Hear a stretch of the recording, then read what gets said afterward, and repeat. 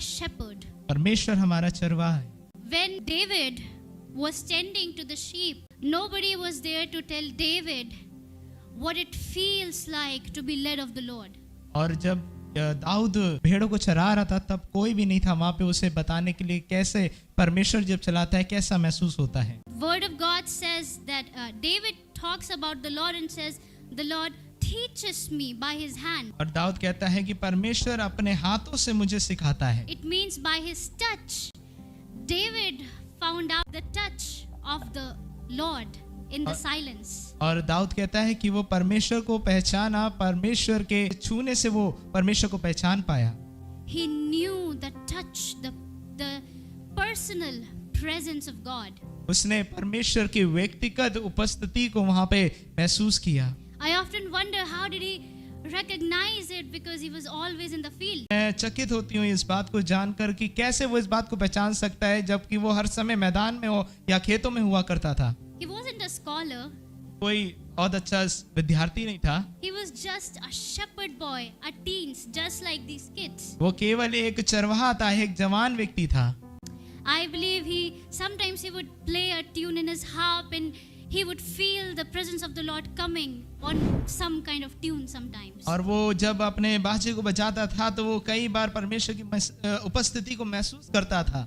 And he would also feel the presence of the Lord lift in another tune. और वो परमेश्वर की उपस्थिति को अपने अंदर एक तरीके से जगता हुआ देखता था। So he began to experience when the Lord comes close. और वो इस बात को महसूस करने लगा था, अनुभव करने लगा था जब वो बाजा बजाता था तो परमेश्वर की उपस्थिति उसके अंदर आती थी। So this is how David began to experience the Lord as his shepherd. इसी तरीके से दाऊद ने परमेश्वर को अनुभव करना शुरू करा जब वो चरवाहा था। In the secret, one-on-one relationship with the Lord. गुप्त रीति से एक जो आमने सामने का रिश्ता है उसमें वो परमेश्वर के साथ बात ही करता था। He says the Lord is everything that David wanted. Jesus became to him. और जो भी दाऊद चाहता था परमेश्वर उसके लिए वैसा ही बन गया। So God said to Moses, I am that I am. जैसा परमेश्वर ने मूसा से कहा था मैं जो हूँ सो हूँ। Jesus is all that we need. यीशु है जिसकी हमें जरूरत है। So David says the Lord is my shepherd. तो दाऊद कहता है यहोवा मेरा चरवाहा है, He leads me. वो मेरी अगुवाई करता है। You know, Jesus said that I am the good shepherd and there will be many false shepherd amongst you. और यीशु ने कहा है कि मैं वो अच्छा चरवाहा हूँ और तुम्हारे मध्य में बहुत सारे झूठे चरवाहा भी हो सकते हैं। And they're going to run as soon as they're going to see the wolves coming toward you. और वे झूठे चरवाहा भाग जाएंगे जैसे ही देखेंगे कि भेड़िए वहां पे आ रहे हैं। Have you ever relied on someone's promise that hey, I'll be there for you when the trouble will come? क्या आप किसी व्यक्ति पर निर्भर होंगे जब वो कहेगा आपसे कि मैं आपके साथ खड़ा रहूंगा जब आप पर मुसीबत आएगी? Those ones who are like, oh, I want you good. Anytime you need me, just give me a text. ये वो लोग होते हैं जो लोग कहते हैं कि अरे जब भी आप बुरे समस्या में या फंसे होंगे हम आपकी सहायता के लिए हमेशा उपलब्ध होंगे। And they run as soon as they see the trouble coming your way. और जैसे ही वो देखते हैं कि आपके जीवन में कोई समस्या आ रही है वो आपको देखकर भाग जाते हैं, आपका साथ छोड़ देते हैं। The very ones who promised to be with you. जिन्होंने वायदा किया था कि वो आपके साथ रहेंगे। But Jesus is not like that. लेकिन यीशु ऐसा नहीं है। He is a good shepherd. वो एक अच्छा चरवाहा है। He will take you in his arms when you cannot walk. वो आपको अपने बाहों में ले लेगा जब आप चल नहीं पाते हैं। When you are weak, he will lead you with tender kindness. जब आप कमजोर होते हैं वो आपको लेकर चलेगा अपनी कोमल स्पर्श के साथ। David is talking about the lordship, that how he obeys when the Lord leads him as a shepherd. और दाऊद यहाँ पे बात करता है उस प्रभुता के बारे में जैसे परमेश्वर अपनी भेड़ को चरवाहे के रूप में चला के लेकर चलता है। He says that I shall lack nothing. वो कहता है मुझे कोई घटी ना होगी। यहोवा मेरा चरवाहा है, मुझे कुछ घटी नहीं होगी। And you know, sometimes it's not the matter of finances and anxiety, sometimes it's the matter of lordship. कई बार ये समस्या या चिंताओं का बात नहीं होती है, ये सब कुछ प्रभुता से जुड़ा हुआ होता है। Sometimes it's a matter of surrender and obedience. कई बार ये मामला होता है समर्पण का और आज्ञा मानने का। So when the Lord Jesus is the Lord over your life, जब आपके जीवन पर प्रभुता करता है, वो आपका प्रभु बनता है, you can be rest assured that the Lord holds my future. आप बाकी बातों की चिंता ना करें, परमेश्वर ही आपके लिए काफी होगा। This limiting mindset breaks off of you that no, I shall lack nothing. Why? Because Jesus is my shepherd. आपका मन तो कहेगा कि रोकने के लिए, लेकिन नहीं, आपको जानना है कि मेरा परमेश्वर चरवाहा है, मुझे कुछ घटी ना होगी, Limitless, कोई भी सीमा नहीं होगी, no lack. कोई भी कमी नहीं होगी। This is the mindset. It grabs a hold of you when Jesus takes the ownership of you. और ये हमें ऐसा विचार अपने अंदर लाना है, और ये तभी आता है जब परमेश्वर की प्रभुता हम पर होती है। How is David led of the Lord? He says that he lets me rest in green meadows. और फिर वहां पे आगे लिखा है, वो मुझे हरी हरी चराइयों में बैठाता है। In the original text, जब आप original text पढ़ते हैं, you'll see it says that the green tender shoots of grass, like baby grass. और वो वहां पे वो कोमल या मुलायम पहले घास उगती है। It's so soft, tender, and so sweet. वो बहुत मुलायम होती है, बहुत कोमल होती है और बहुत मीठी होती है। It speaks of the presence of God. वो परमेश्वर की उपस्थिति के बारे में यहाँ पे बात कर रहा है। So the Lord, how does He lead me? He first makes me, you're running so much, you're so tired. Sit down, lay down. सबसे पहले परमेश्वर कहता है कि तुम बहुत देर से भाग रहे हो, पहले तो तुम रुक जाओ, ठहर जाओ, बैठ जाओ थोड़ी देर। Lay down in the presence, the sweetness of my presence. सबसे पहले मेरी उपस्थिति की उस सुंदरता में मेरे सामने बैठ जाओ। That's what Mary did. और यही मरियम ने किया। She sat at the feet of Jesus. वो यीशु के चरणों पे बैठी। And we see Martha wasn't sitting there, and Jesus said to her, Martha, Martha, you are so distracted and you are so worried. और मार्था जो थी वहीं थी और बहुत ज्यादा व्यस्त थी, बहुत ज्यादा चिंतित थी, और यीशु बुला रहा था, मार्था मार्था तू बहुत ज्यादा विचलित है, बहुत परेशान है। Do you realize sometimes our mind is like everywhere thinking about this and that, every issue of our life. और आप महसूस कर पाते हैं कि कहीं ना कहीं हम लोग इधर उधर की बातें सोचते रहते हैं। Why? Because there's no stillness. क्यों? क्योंकि हम में स्थिरता नहीं है। Because we are not slow enough according to the pace of God that we can sit down in the presence. क्योंकि हम उतने धीमी गति से नहीं चल रहे हैं, परमेश्वर के अनुसार नहीं चल रहे हैं कि हम उसकी उपस्थिति में आके बैठ सकें। First, you must lay down in the presence of God when God makes you do it. और सबसे पहले आपको परमेश्वर की उपस्थिति में बैठना होगा, और जब परमेश्वर आपको बैठाता है तो आपको वहां बैठना है। Then David says that he leads me by still waters. और फिर दाऊद कहता है वो मुझे सुखदाई जल के झरनों के पास ले चलता है। You know, पानी बाइबल में कई चीजों का it's like a symbolic word. It speaks of the Holy Spirit. It also speaks of spirits of men. और जो पानी है बाइबल में उसे कई चीजों से संबोधित किया जाता है, उसे पवित्र आत्मा से संबोधित किया जाता है, उसे मनुष्य की बहुत सारी आत्माओं से भी संबोधित kiya jata hai. So when God said in Genesis, let all the water gather together. और जब उत्पत्ति में परमेश्वर ने कहा कि हर एक पानी इकट्ठा हो जाए एक जगह, So when water gathered at one place, the land showed up. और जैसे ही पानी एक जगह पे इकट्ठा हुआ वहां पे भूमि उत्पन्न हुई।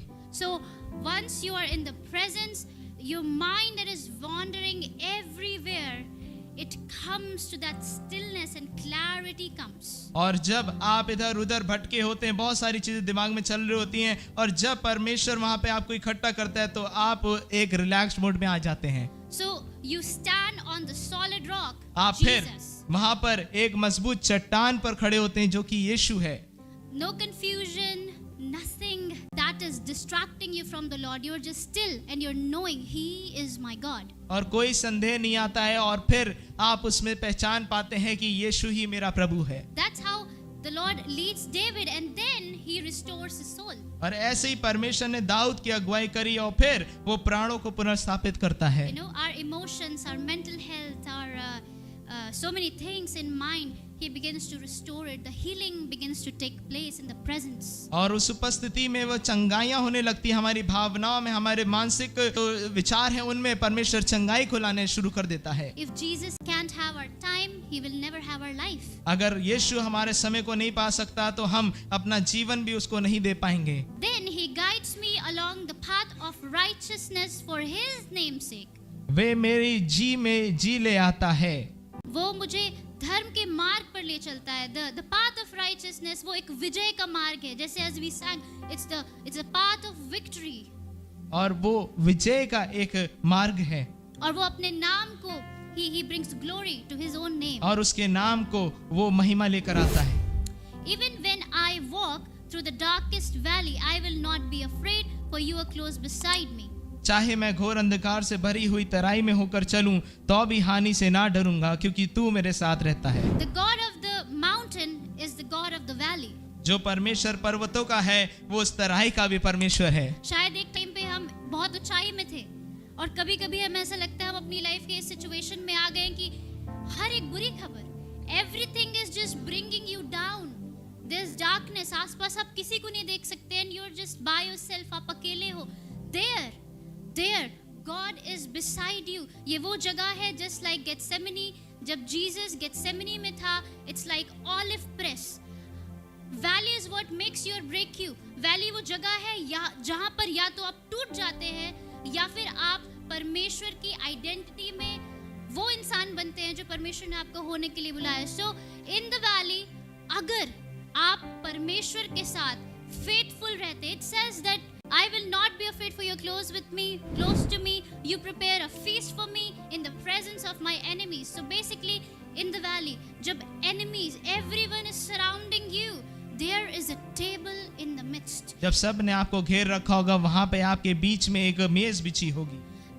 हमारा माइंड कहेगा कि हम आसपास की चीजों को देखें, जो दुश्मन है, जो circumstances है, it will draw us. But there's a contrast that Jesus is drawing that no, that's not your focus. The reality is there is a table of fellowship in the midst of it. और वहां पर उस समस्या के बीच में जब आपको समझ में नहीं आ रहा मैं क्या करूं, उसके बीच में वहां पर एक मेज बिछी होती है। उन सब के बीच में आप जिस भी सिचुएशन से गुजर रहे हैं, हमारे लिए सिर्फ एक रियलिटी है, नो, परमेश्वर मेरा टेबल पर वेट कर रहा है. It's a feast. जब मैं उसके साथ I sit down and eat and drink with the Lord. और वो समय होता है जब मैं परमेश्वर के साथ वहां पे उसके साथ बैठता हूँ और परमेश्वर के साथ खाता पीता हूँ. इसका मतलब ये नहीं कि हमारी प्रॉब्लम्स चली जाएंगी. It just means that it doesn't matter anymore. और इसका मतलब होता है कि अब उस बात की हमें चिंता नहीं करनी है. जो चीज जैसी है हमें वैसी दिखने लगती है. We're not making a mountain of a small thing because we are thinking of it so much. हम छोटी बातों का पहाड़ नहीं बना देंगे क्योंकि हम बहुत ज्यादा उसके बारे में सोचते हैं. So, no matter the situation, Lord is waiting for you at the table. और चाहे कोई भी परिस्थिति हो, चिंता ना करें, परमेश्वर आपका इंतजार कर रहा है उस मेज पे.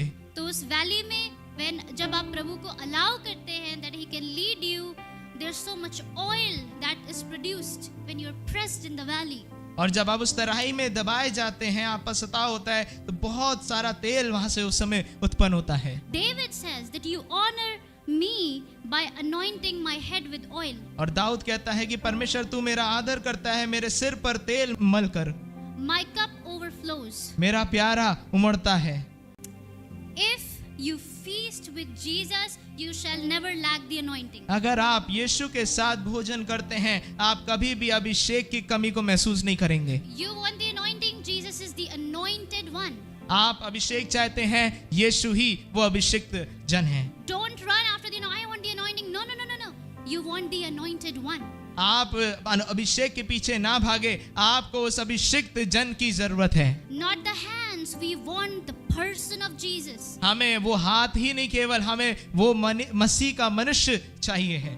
Walk with the anointed one. You will be anointed. अभिषिक्त के साथ चलें, आप भी अभिषिक्त होंगे. It's the simplicity of Christian life. ये मसीही जीवन की सबसे सुंदर बात है. So David ends that surely your goodness and unfailing love will pursue me all the days of my life and I will live in the house of the Lord forever. और दाऊद उस भजन का अंत करता है कहकर, निश्चय भलाई और करुणा जीवन भर मेरे साथ साथ बनी रहेगी और मैं यहोवा के धाम में सर्वदा वास करूंगा. तो जब प्रभु आपका ओनर है, जब प्रभु आपका चरवाहा है, He will correct you. वो आपको लीड करेगा, वो आपकी गलतियों को सुधारेगा और उसका अनफेलिंग लव और उसकी जो भलाई है वो आपके साथ साथ बनी रहेगी और डेविड कहता है कि मैं उसकी प्रेजेंस में आई शैल लिव फॉरएवर। इसका मतलब ये नहीं I will come to church forever.